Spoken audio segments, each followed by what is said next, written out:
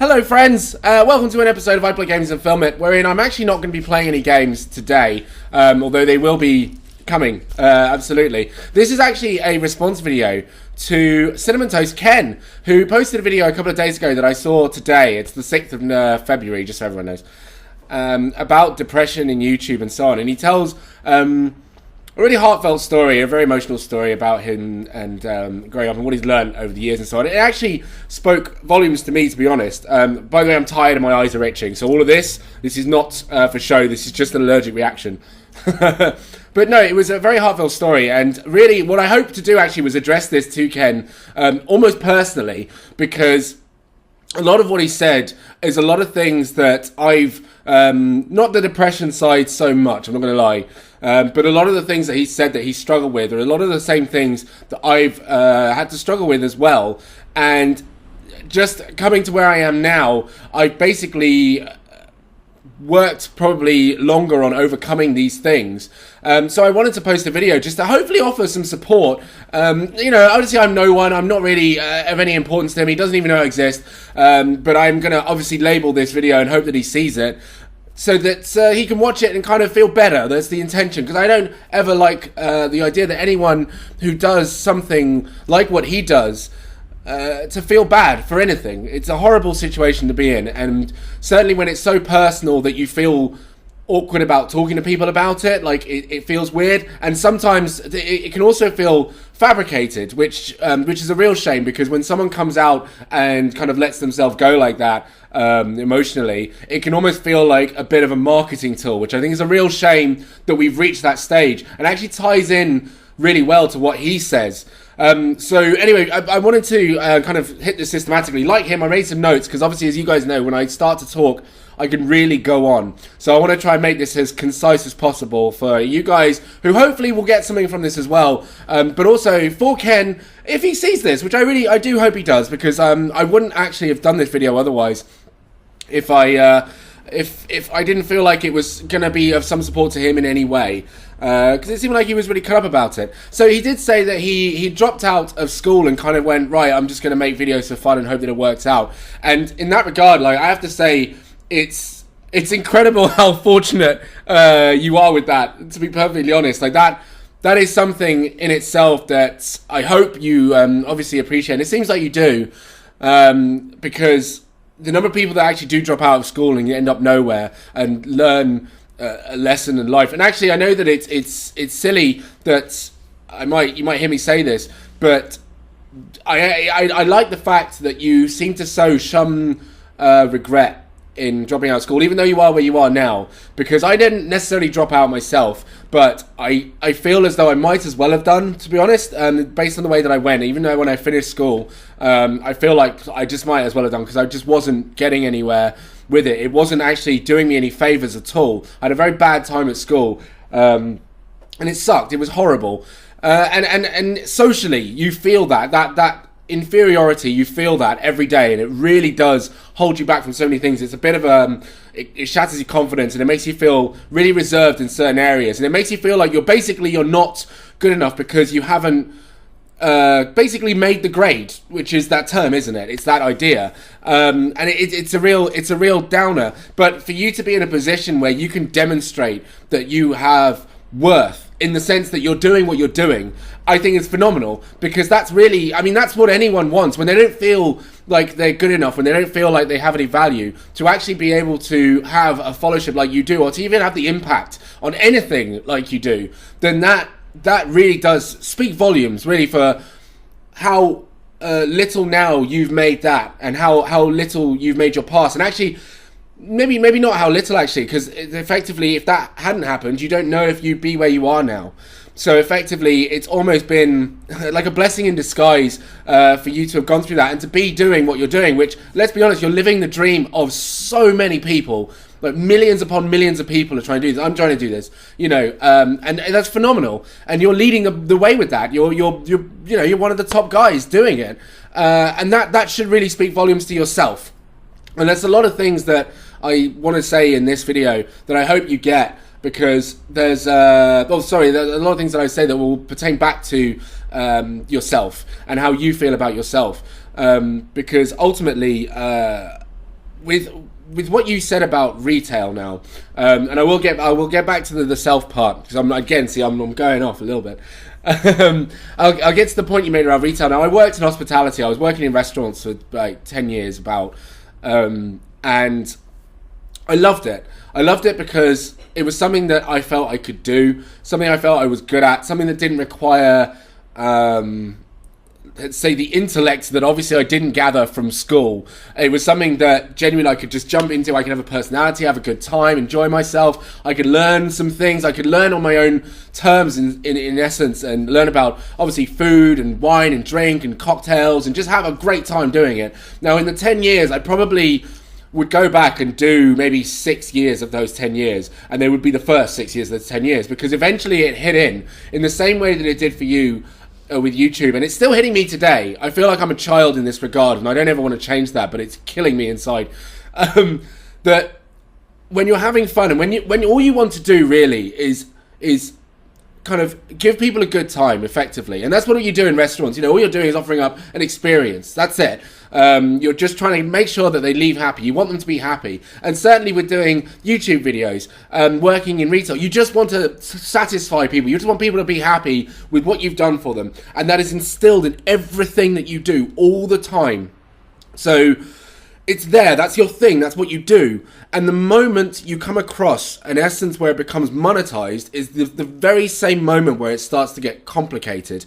And I'm not going to say it happens like this all the time. And I'm sure you're aware of this, because obviously you're going through it with YouTube. But I'm kind of saying this in a way, and I hope I'm not patronizing you in any way, because I hope that this isn't something that you already know, and you feel like I'm kind of talking down to you. That's not the case at all, not in the slightest. But it's just kind of trying to say that this is something that's universal across every walk of everything. Like, money just rules. You can't have, unfortunately, a scenario where you just want to make people happy and it's not difficult or complicated. Certainly when you reach a certain level of say income, or a certain level of what's the word I'm looking for now? Cash flow. It just starts to get there. And I think that does lead into a lot of the reasons that comedians and entertainers have this reputation, or at least some of the greatest comedians and entertainers have this reputation for actually being depressed. Because their life source, their life soul, and their life stream, and everything they do is to make people smile, to make people happy, to inspire people, to demonstrate what they're worth, to feel like what they're doing has an impact. You know, they want to impact people, they want to make people happy, they want to make people feel better, and that's it. That's all they want to do. So suddenly, when money comes into it, they're being managed, they're being restricted, they're being told to work harder, work more, and suddenly it becomes less about just being able to go, you know, as long as I'm making people smile, that's great. It's now, I've got to make people smile, but I've got to do it under the constraints and restrictions of my bosses, or the people who are paying me, or whatever. And they get drawn into this culture. And actually, if you want, and I advise you do, because I think it would make you feel better, if you watch, I don't know if you're a fan of Dave Chappelle, but do watch his In the Actors Studio interview he does, where he's come back after disappearing. I don't want to bore you with the story, but he comes back after disappearing for so long, and he talks about Hollywood, and he talks about the culture within it that kind of almost sparked his disappearing. I won't go into it too much, because of those of you who are watching this now, and for you, Ken, if you haven't watched it, by all means watch it, because it does shed a light again on all of the things that go on within entertainment anyway, and how horrendously fingered it is, in terms of everyone wants a piece of the pie, and no one realizes that you just want to be able to give out that beautiful natural soul of happiness and joy, and you know, spreading that love that I think a lot of YouTubers believe in what it's about. You know, just giving that love out and sharing it with the world, just making people happy, you know. And of course, sadly, that's just, I hate to say it, but that's just kind of the way it is. And even now, I'm going into my 30s soon, and I still am struggling with that concept that we can't just, you know, make people happy. We can't just entertain people. Once it gets to this level, there's got to be money involved, and you've got to now do it a certain way. You've got to now do it more. You've got to layer it and layer it and layer. You've got to force it, effectively. And that's what happened in restaurants. I think what happens in retail. I reached a point where I was really comfortable with the way I was serving people. I had my own personal regulars in certain restaurants, and I liked that. it was kind of my comfort zone, and I could recommend things. I'd be able to. I wouldn't upsell necessarily, unless of course it was requested. If someone asked me about a better item or a better product, whatever, I do that because that's what they want. But the thing was, when you do that, people just want more because they think, well, you've done that, you've reached there, now go here. And it was constant. And it's just something that embodies everything, unfortunately. The moment the big corporate and the businesses get involved, it's just how it is. They just want more and more and more. And that's where it starts to feel ingenuine. That's where it starts to lack that kind of natural, organic sense of entertainment and kind of goodwill, which is what I've always believed in and what I've wanted to dish out. I never liked this idea of layering it, because the moment you start layering it, the public aren't, I'd like to think the public aren't stupid, and they know when you've changed your product, and they know when you've changed something in order to benefit them and not you, or benefit you and not them. You know what I mean? So yeah, that's something that really, when you mentioned it, it was kind of like, oh god, yeah, I hate that too. I really hate that, and I don't think, honestly, I'm ever going to get over that. I don't think in all my years I'm ever going to get over that, because it really has always pissed me off. I've always been a bit of a romantic in that sense, that someone should really. I understand entertainment not necessarily being free, in the sense that I don't believe in pirating things and so on and so forth. Although that is another discussion that I don't want to get into now. Because I do believe that if someone has entertained me, I feel like I should pay them for it, because that's kind of my way of saying, thank you, you've entertained me. And the magic of YouTube is that you don't have to, which is another great thing. It's a free medium from producer in a way to viewer, and that's lovely. But no, I've always hated the idea that the moment someone else gets their hands on something and ruins it, completely just shreds it apart, and kills it. It's just a shame. Like a cash cow, like Batman and Robin, I think it was, or Batman Forever. Just what was that? So yeah, that really touched me, and that really kind of drove me up the wall as well. And thought I'd just let you know that unfortunately it's not the same in many other places. I think you'd have to search in some really I'd say cool, but unfortunately not quite as affluent places for that kind of thing. Unless, of course, the money is so free that it doesn't really matter anyway. Yeah. And then there was the other thing, of course. You mentioned your friends and your social life. Now that, I'll be honest, that was that part. I have to say, that's just something that happens. And I know you probably again already know that. You probably realise that, but you did bring it up as a case of you and PewDiePie not being friends if you'd met later on in life, so on and so forth. I don't think, honestly, I'd have any of the friends that I have now if we met now, to be perfectly honest, because we've taken, a lot of my friends and I have taken very different walks of life. I've got a lot of friends in London now, and London's a place that I have absolutely 100% zero intention of ever living ever. But that's what they are, and they're very happy there, and they're I'm happy for them that they're happy there. But I know that them being in London now means that I probably would never meet them anyway, and they do live a completely different life to the one that I live. It just means that when we meet up with each other, it's like old times. But no, that's that kind of lifestyle you're living there. That you say it's like high school. It is. As you grow up, it's always going to be that way. It's always going to be that way. When you change your lifestyle, a lot of your friends will change with it. Again, I worked in restaurants. Like when I moved from one restaurant to another, my whole group of friends changed. Very few friends kind of stuck. But everyone realised that was just the nature of it. And now I moved completely out of restaurants. I barely can stay in touch with any of my friends because, again, the culture of my work is just different. I'm doing different hours now, and it's just it. And it does suck. Don't get me wrong. Like, it really is horrible because I miss a lot of my friends a lot. Because I spent a lot of my time with them. I drank with them, and we vented together, and so on and so forth, partied together, and it was great. It was a really good time. But it's also just the kind of realization that things just change, and you just kind of got to grow through it, unfortunately. I don't mean that in a patronizing manner. It's just you do genuinely, you kind of realize that's how things happen. And again, it does suck, but you find better friends, you find new friends. You find new friends and you build new relationships, and you should always be excited about that. The friends that you have now, I mean, fuck it, even if it wasn't PewDiePie or whatever, it doesn't matter. I mean, obviously to you, he's just another guy.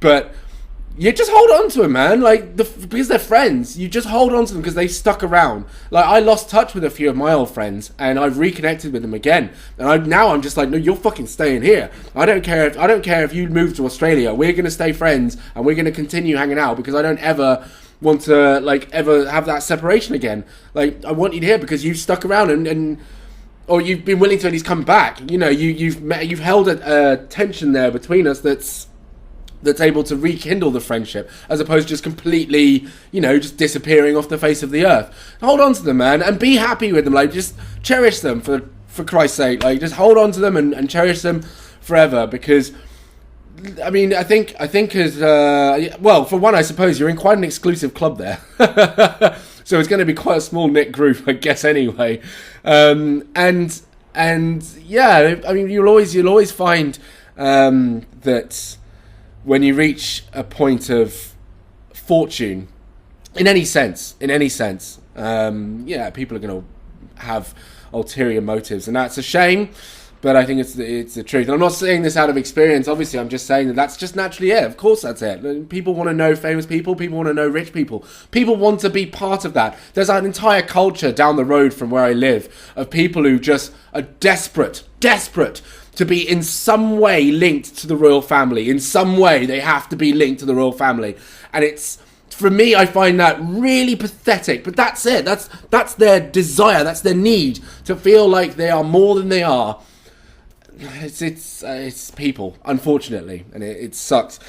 Which leads me on to my final point about what you were talking about, and it was about I guess people who are mean and say mean things about your channel. Now, I haven't gone through this yet, and actually, funnily enough, I will genuinely feel accomplished when I start getting hate comments through to my videos, because it means that I'm getting the YouTube viewers in. That's when I know I'm really getting the YouTube views, when I start getting hateful comments on my videos.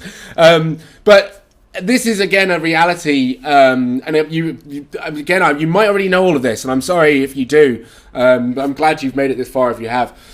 Like, people generally aren't nice. People generally aren't exactly tactful or pleasant about things, because we still live in a world where people don't like necessarily success so much, or at least they envy it, or they are jealous of it, or they're bitter about it because it hasn't happened to them, or because they feel like it's not deserved, and so on and so forth. Whatever reason. People generally aren't nice. I actually had, and I think a lot of people who, again, work in retail or hospitality in any sense, or in any public service role, actually, even like all the low-paid ones, if you're seen to be having a good time, you'll actually find that people won't enjoy you having a good time, because they'll be aware that you're having a better time than they are, which is not allowed, because you're not allowed to have a good time, because why should you? You don't deserve to have a good time. You have a shit job, blah, blah, blah. There are people who just don't want other people to be happy or to be successful. And why that is, I won't get into that, because I'm sure there's many reasons, and I'll probably get them all wrong. But generally, people don't like it, and it's something that because I haven't come across it, I don't want to act like I know it yet. But having worked in some of the jobs I've worked in, they've not exactly been high-rolling jobs. They've been jobs that take a lot of fucking criticism, to be honest. And a lot of people have looked down on it. A lot of people have berated me for it. And I haven't say I've dealt with it very well, because I've still had that kind of horrific sense of lacking self-worth, what with not finishing school very well and so on. So, it does get to you.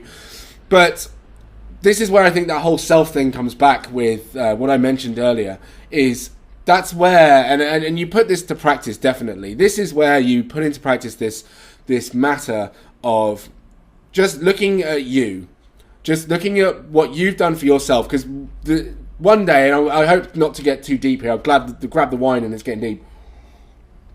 There will come a time, Ken, when it's just going to be you, buddy. It's just going to be you, and you're going to be the only person. I mean, hopefully not, but of those moments when it's just going to be you, and, you're left with that, you've got to ask yourself, like, did I do what I'm happy with? Am I proud of myself? Was I the hero of my own story?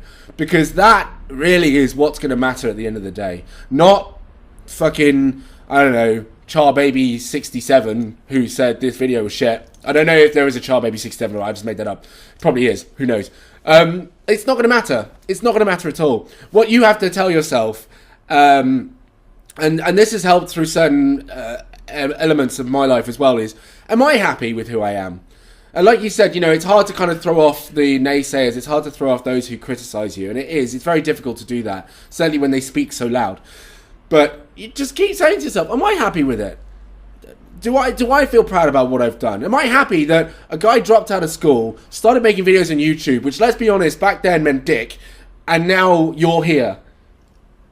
Are you happy with that? Because if you are, you go out, get yourself a beer or a glass of wine or whatever it is you do, and do it big, and celebrate, my man, because that should be what you should be feeling all the time. Well, a lot of the time, you know, that's it. You shouldn't allow those things to get hold of you. I know that's easier said than done. I'm fully aware that's easier said than done. And again, I'm putting it into practice myself, but it's something that I want to kind of share with you and with anyone else who's watching, that you've got to ask yourself at the end of the day, am I proud of myself? Because if you are, that should help. That should really push you forward and let you feel better about what you're doing and the decisions you're making. Because if you aren't happy with yourself, then you can genuinely go, right, I need to make some changes then. I need to sort this out. Because if I'm not happy in myself in what I'm doing, then I guess I'm not even fulfilling numero uno, like the guy who's providing all this entertainment. And one day I'm going to crack, and these guys won't have anyone to be entertained by.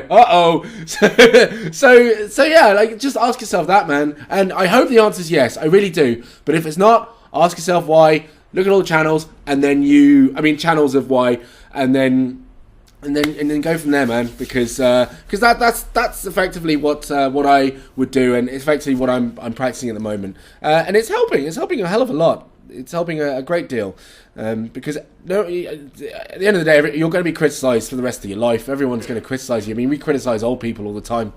So we've got that to look forward to when we get old. But yeah, that's all. I hope that's been helpful, man. And honestly, like, just keep going. Seriously, just keep doing it. And keep enjoying yourself. Just try desperately not to let it control you, not to let it take a grasp on you, because it is difficult to do that. But always remember, you're the hero of your own story. This is you treating yourself to everything that you gave yourself. You're here with all the decisions that Ken made. So Ken's made all the right decisions. So he can only do more and make more better decisions from here. So you just keep doing that, my man. Keep doing it. But everyone else who's watching, I hope you've helped. If you have any comments about this, then obviously leave a comment down below. But I've been enjoying this. I will post the video, by the way. Don't you worry about it, guys. It's coming up. But yes, other than that, subscribe, click the thumb button, share with a friend if you like, and I'll see you all, and you hopefully can, maybe. Subscribe, Ken? Yeah? Another episode of I Play Games and Film It. Until then, have a wonderful day. You guys be wonderful. Take care. Bye-bye.